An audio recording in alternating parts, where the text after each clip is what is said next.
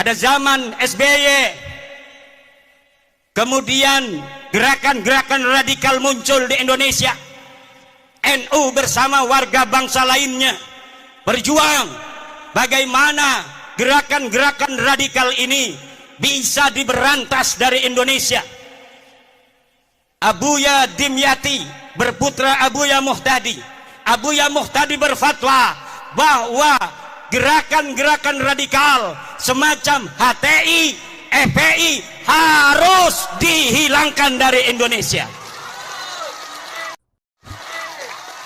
Sebelum negara Indonesia ngeh terhadap HTI dan sebagainya, Abuya Muhtadi Dimyati sudah berfatwa terlebih dahulu beberapa tahun yang silam bahwa HTI harus dibubarkan dari Indonesia.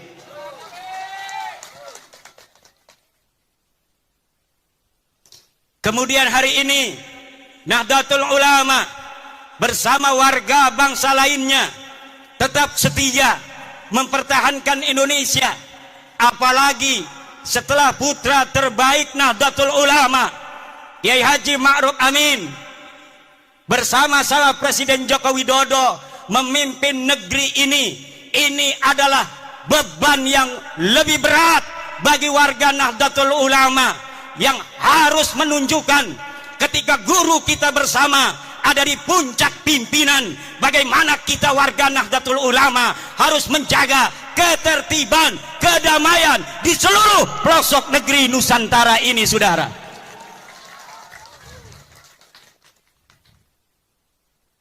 Indonesia ini negeri yang baldatun thayyibatun wa rabbun ghafur.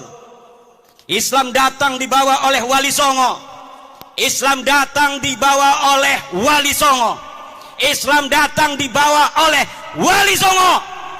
Islam datang dibawa oleh Islam datang dibawa oleh Islam datang dibawa oleh Islam datang, catat, dibawa oleh Wali Songo.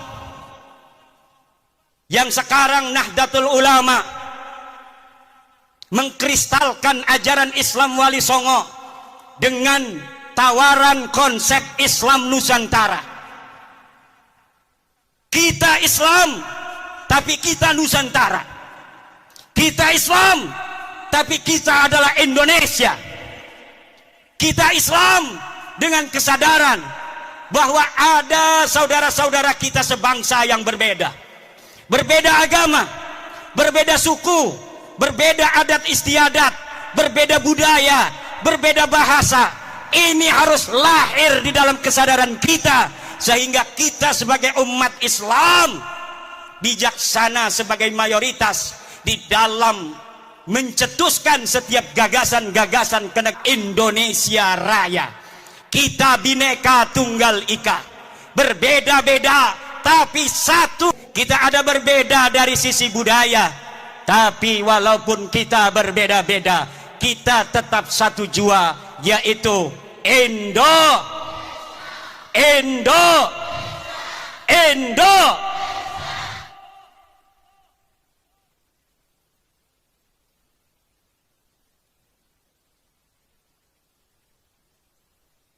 Para pendahulu kita mengatakan bahwa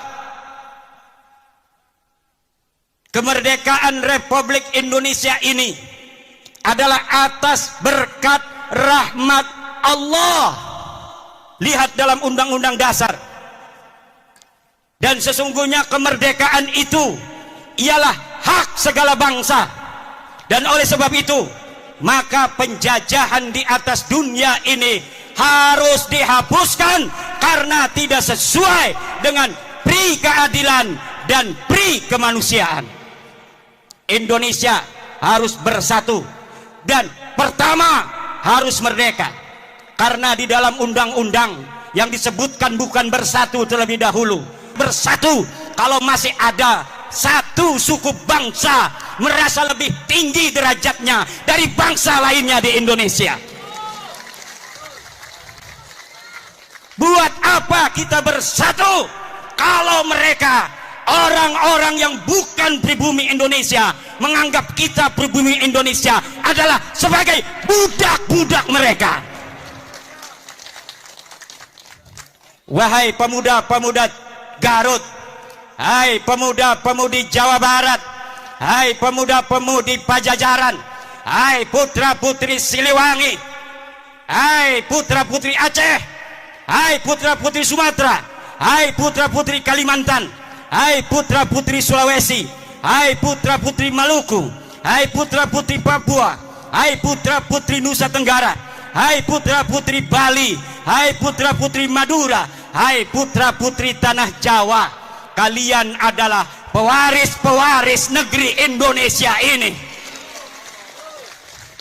Jangan sampai kalian di negeri kalian sendiri yang direbut dari penjajah dengan darah-darah kakek-kakek kalian sendiri, kemudian negeri ini, kehormatan kalian, kalian gadaikan, kalian jadikan hal yang menghinakan daripada perjuangan kakek-kakek kalian sendiri. Jangan menjadi budak dari bangsa-bangsa selain kalian.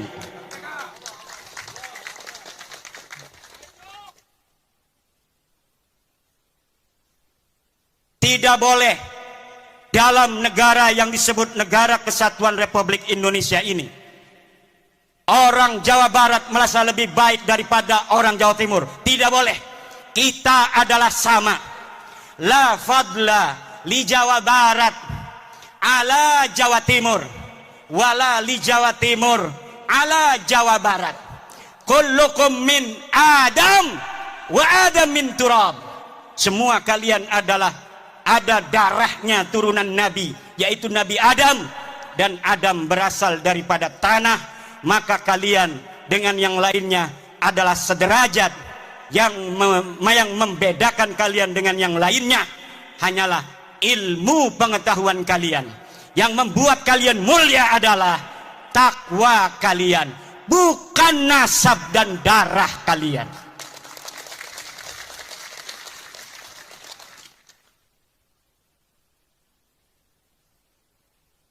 Kullukum ummahatukum waladnakum ahrara fala takunu abidan li ghairikum. Ibu-ibu kalian melahirkan kalian dalam keadaan merdeka, maka jangan sampai kalian menjadi budak-budak dari selain kalian. Di hadapan Allah kita adalah sama. Tidak boleh di dalam Negara Kesatuan Republik Indonesia, tidak ada di dalam ajaran Islam ta'lihul inas wa ta'nisul ilah. Tidak ada menuhankan manusia dan memanusiakan Tuhan.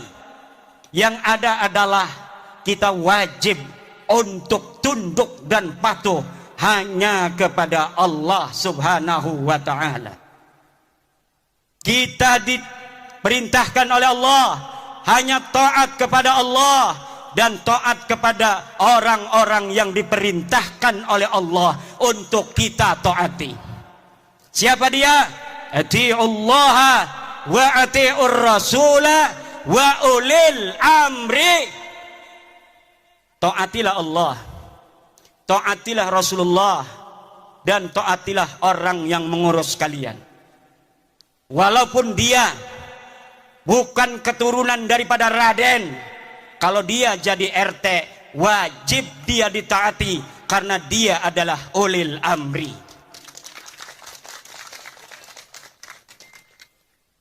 Walaupun dia turunan Nabi Nuh, turunan Nabi Ibrahim, kalau dia tidak jadi apapun dalam kehidupan, tidak ngurus urusan kalian, tidak ada kewajiban kalian untuk mentaatinya.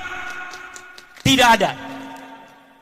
Tapi walaupun abdun habasiyun, hamba yang hitam legam, kalau dia memegang urusanmu, dia menjadi ketua RT, ketua RW, dia menjadi lurah, dia menjadi camat, dia menjadi bupati, dia menjadi gubernur, dia menjadi presiden, dia menjadi ketua organisasi, maka dalam lingkup urusan-urusan yang menjadi tanggung jawabnya, kita sebagai rakyatnya, kita sebagai anggotanya wajib untuk mentaati mereka.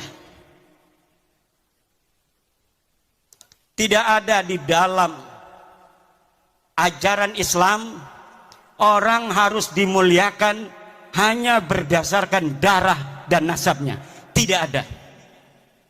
Ada orang-orang yang memperkosa saudara, memperkosa hadis-hadis Rasulullah tentang ahli bait.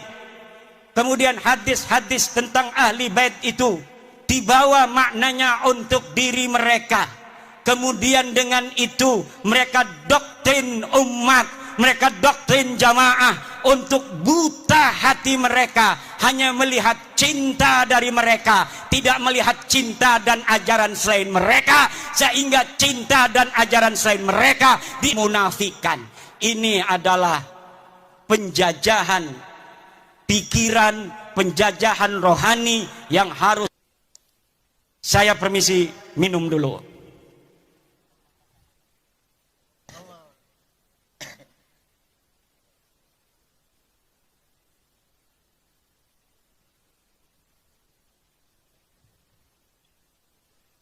Allah berfirman, "Walaqad karramna bani Adam." Dan sungguh kami telah memuliakan anak Adam. Allah lah yang telah memuliakan kalian, wahai orang Garut, wahai orang Limbangan.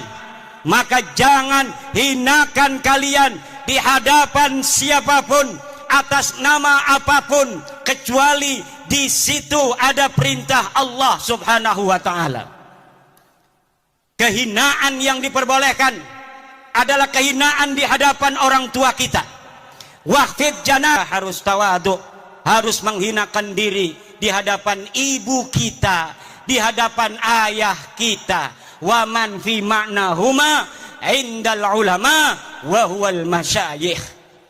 Kalau dia bukan ibu kalian, kalau dia bukan ayah kalian, kalau dia bukan guru kalian, walaupun katanya dia kiai, walaupun katanya dia ulama, maka tidak ada kewajiban bagi kalian untuk menghormatinya dengan menghinakan orang tua dan guru kalian yang mengajari kalian sendiri. Artinya apabila ta'arud antara menghormati orang tua dengan menghormati ulama itu, maka orang tua harus didahulukan terlebih dahulu. Sekarang ini doktrinnya beda. Kalau engkau mencintai cucunya Rasul, walaupun ibumu sakit, maka engkau harus hadir apabila ada panggilan juang. Kalau ada panggilan jihad. Jihad apa? Negeri kita ini sedang tenang, saudara. Negeri kita ini aman, tentram. Ngedengerin ceramah juga bisa sambil beli cilok. Ngedengerin ceramah juga bisa sambil ngopi, bisa sambil ngerokok. Banser begana begini juga nggak ada apa-apa sebenarnya mah. Pura-pura sibuk. Aman, tentram, betul nggak? Cuma Banser ingin menunjukkan penghormatan pada kiai-kiai saja. Sebenarnya nggak ada apa-apa. Negeri kita ini aminatan mutmainnah, aman dan tentram.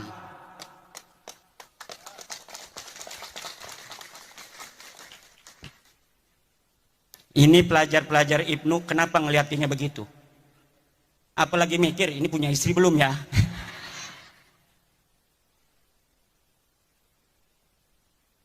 Gampang, saya tinggal ngontek ya Amin. Ya iya.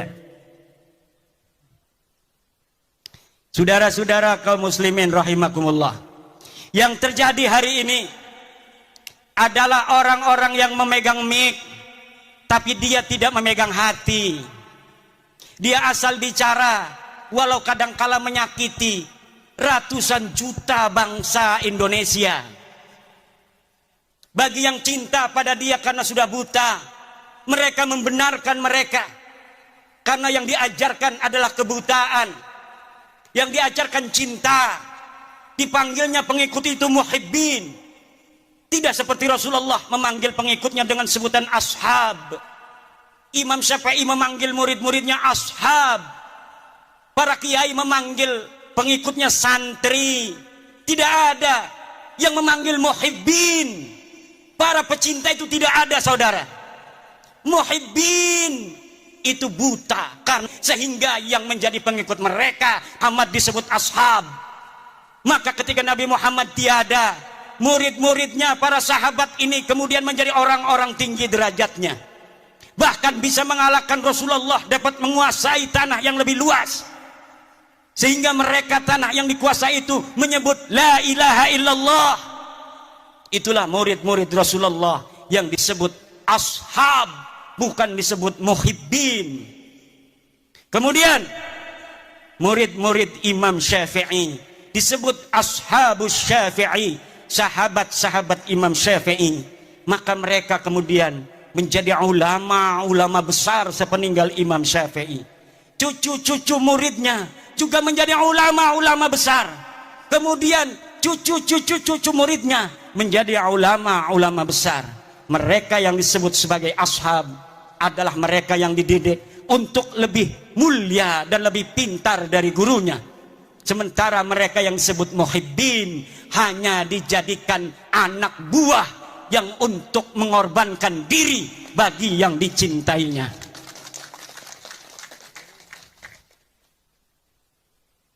Saudara-saudara kaum muslimin rahimakumullah, apalagi mereka yang berceramah di media-media sosial, di hadapan publik, belum pernah riyadhah hati, belum mencapai syarat yang sempurna. Syekh Abdul Qadir Jailani mengatakan, la yambaghi li faqirin ayyatasadda wa yatasaddara li irsadin nas illa in a'tahu Allahu ilmal ulama wa siyasatal muluk wa hikmatal hukama. Tidak segarutnya. Layam bagi itu maknanya tidak segarutnya. Kalau orang Jogja tidak seyogianya. Kalau orang Banten tidak sebantennya. Kalau orang Cigawir layam bagi tidak segawirnya. Li fakirin, untuk seseorang untuk berceramah di hadapan manusia kecuali dia telah diberikan ilmunya para ulama, politiknya para pemerintah, dan hikmahnya para aulia-aulia Allah. Kalau orang telah memiliki tiga, pertama dia adalah ilmu dari para ulama, dia telah pantas berbicara karena sudah banyak ilmunya. Dia sudah ta'lim puluhan tahun di pondok pesantren. Kemudian dia mengerti siyasatal hukama, politiknya para pemerintah. Kadang-kadang politik itu li siyasatin nas, sesuatu yang kelihatannya tidak baik untuk satu kelompok, tetapi hal itu manfaat dan maslahatnya baik untuk masyarakat yang lebih luas. Pemerintah kadang-kadang harus melakukan hal-hal yang demikian. Yang ketiga adalah hikmatul hukama. Dia harus mempunyai hikmahnya para aulia-aulia Allah, kasih sayang dan cinta di hati. Tidak setiap ilmu itu, saudara, bisa untuk diberikan di hadapan publik seperti ini. Yang harus diberikan ke hadapan publik seperti ini adalah apa yang menggerakkan mereka untuk mendekatkan diri kepada Allah dan menghilangkan perbudakan pikiran yang menggelantung di hati-hati masyarakat, sehingga pencerahan itu akan membuka dirinya untuk menjadi manusia yang merdeka, manusia yang betul-betul tidak menjadi budak daripada manusia lainnya. Saudara-saudara, sebenarnya saya ingin lama untuk berceramah, tetapi suara ini karena saking semangatnya di negeri sendiri, karena saya walau dari Banten, tapi ada kata orang tua, ada silsilah nasab ke Bandung, Garut, dan Sumedang Larang. Kalau di DNA, kalau berani DNA ya, berani nggak tes DNA? Berani nggak tes DNA? Berani nggak tes DNA? Kalau kita dites DNA, maka orang Banten dan orang Jawa Barat di dalam darahnya, di dalam tubuhnya ada darah Prabu Siliwangi yang mengalir, saudara-saudara. Kalau diurut dari nonong-nonong, neng-neng yang duduk ini, dari dirinya sampai Prabu Siliwangi, lihat ada berapa leluhur yang telah mati di medan juang. Ada berapa leluhur yang telah mati syahid dalam mempertahankan tanah Pasundan dan Jawa Barat ini, dalam mempertahankan Indonesia Raya ini, saudara.